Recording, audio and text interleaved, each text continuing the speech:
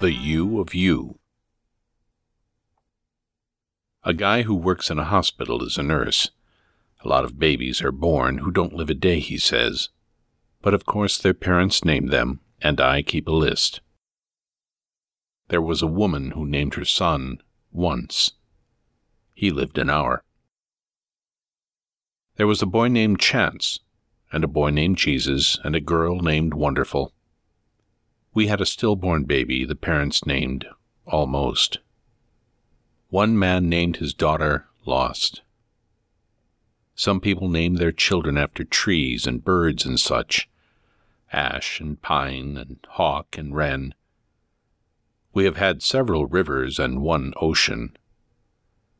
A lot of names have something to do with music, like harmony and melody, and a lot of them have to do with light and color and natural phenomena like rainbows and sunshine and summer. A lot of babies don't get any names at all because they die so fast and the mother is exhausted and despairing, and we don't press the matter. Those are the babies who are named A and B and such in the records. Baby boy A, baby girl B. We name them quietly ourselves, though. If you look at their faces long enough, their names arrive. Maybe those are the names the babies are really supposed to have. You never know.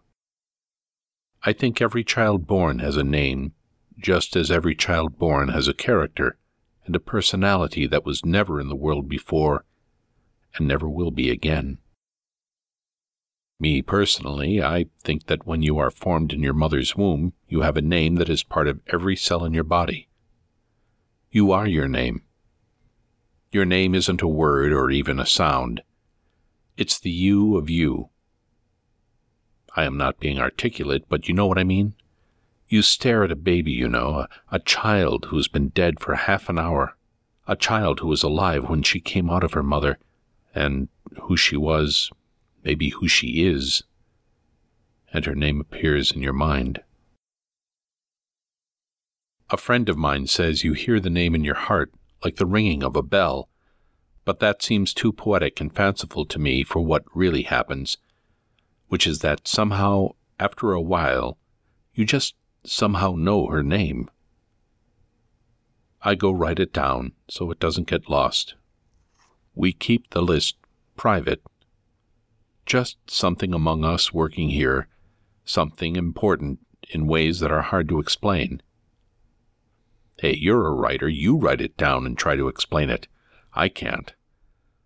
I just know it really matters somehow to listen for what her name is, and then write it down. Somehow, that's what I am supposed to do.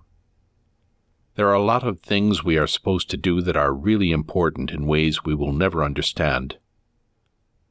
But we do them anyway. Right?